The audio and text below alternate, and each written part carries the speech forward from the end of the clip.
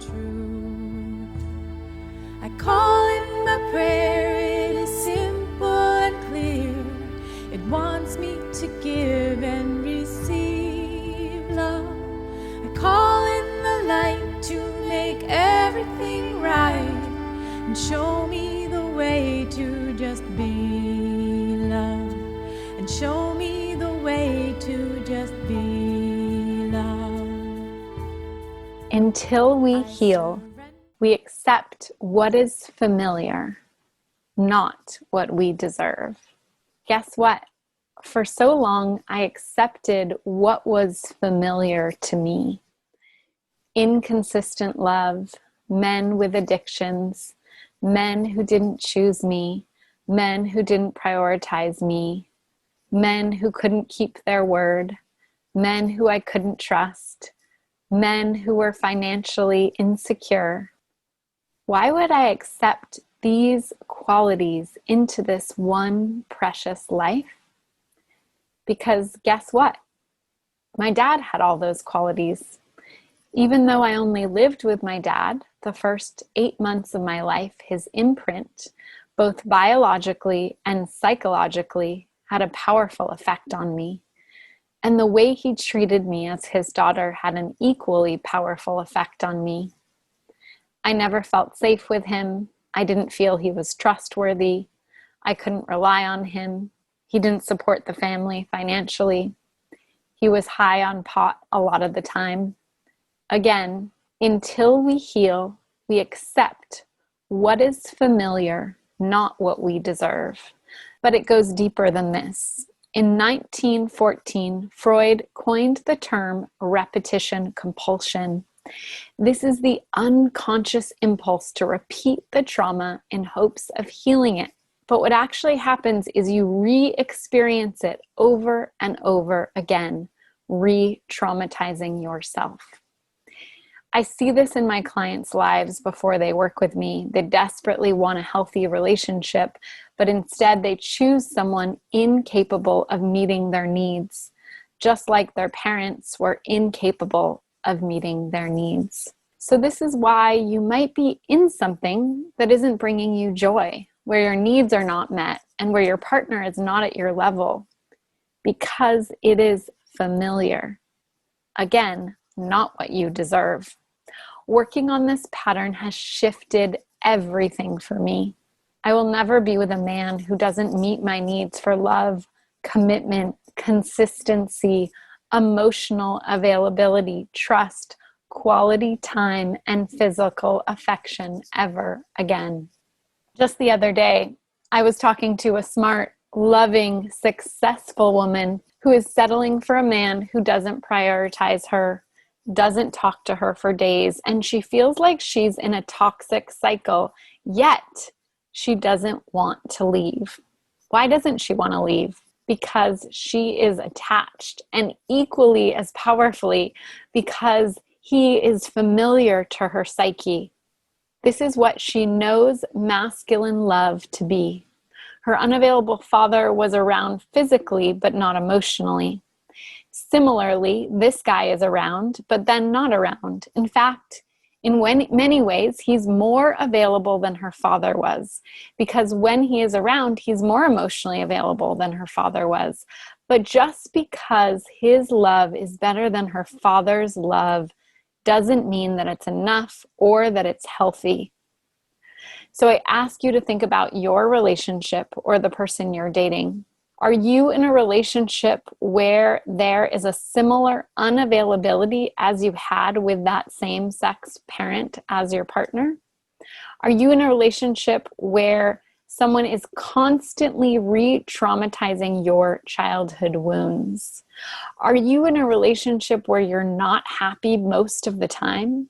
Are you constantly working for your partner's love? And are you unconsciously repeating the trauma of your childhood where there's abuse, neglect, or a lack of safety and security and trust in the relationship? So how do we shift what is familiar? How do we actually have what we deserve?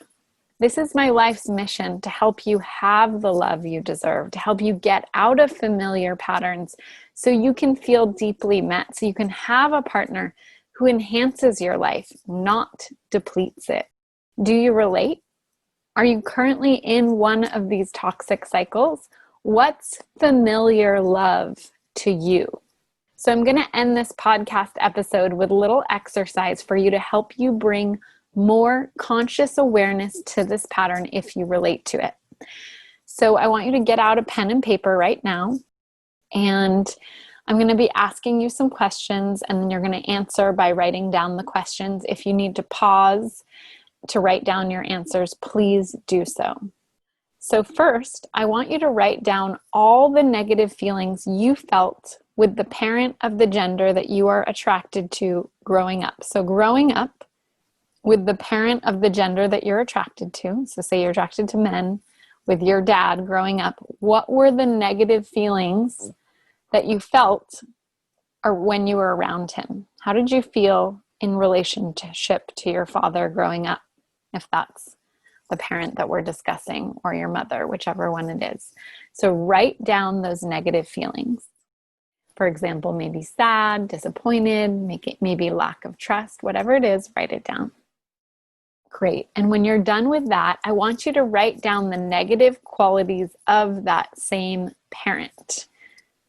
So for example, maybe you're going to write addict, financially insecure, narcissistic, whatever it is, write down the negative qualities of that same parent. Then I want you to notice if your current relationship, or the person you're dating, or your past relationship, you felt similar feelings in that relationship to the first question, the first answer feelings. So those negative feelings that you wrote in the first answer, are you currently feeling those same negative feelings a lot of the time in your current relationship or your past relationships? And I want you to write down the names of those partners where you felt those similar feelings a lot of the time in those relationships. Okay, great. Now I want you to write down the opposite of the negative feelings that you wrote down in the first question. So maybe if you wrote down lack of trust, you can write trusting. Maybe if you wrote down disrespected, you can write respect. So write down the opposite of those feelings that you wrote down with the first question. Great. And then when you're done with that, I want you to write down the opposite of the negative qualities that you wrote down. So for example, if you wrote down financially insecure, you're going to write down financially secure. If you wrote down mentally unstable, you're going to write mentally stable. So write down the opposite of those negative qualities that you wrote down. Okay, great. So the first lists are the lists of what is familiar. And the second list, the last two that we just did, are the lists of what you deserve. So I hope this exercise was helpful. If you want to go deeper with this, definitely book a free love breakthrough session with a member of my team by going to empowerlove.us/apply. I would love to work with you on this. And I just want to let you know that you deserve a partner who you trust. You deserve a partner who you feel safe with. You deserve a partner who has your back. You deserve a partner who empathizes with you and supports you when you have difficult feelings. You deserve a partner who cares about you deeply. You deserve a partner who wants the best for you. You deserve a partner who you are aligned with. You deserve a partner where you feel like a team. You deserve a partner where you feel loved and supported and safe. So sending you so much deep love to your heart and soul. This is Maya Diamond. Hope you're having a beautiful day, and I look forward to bringing you the next episode. Thank you so much for listening to Rewire Your Attachment Style. This is Maya Diamond. To receive your 2 free gifts to help you on your journey to lasting love and to start rewiring your attachment style today, go to empowerlove.us/love.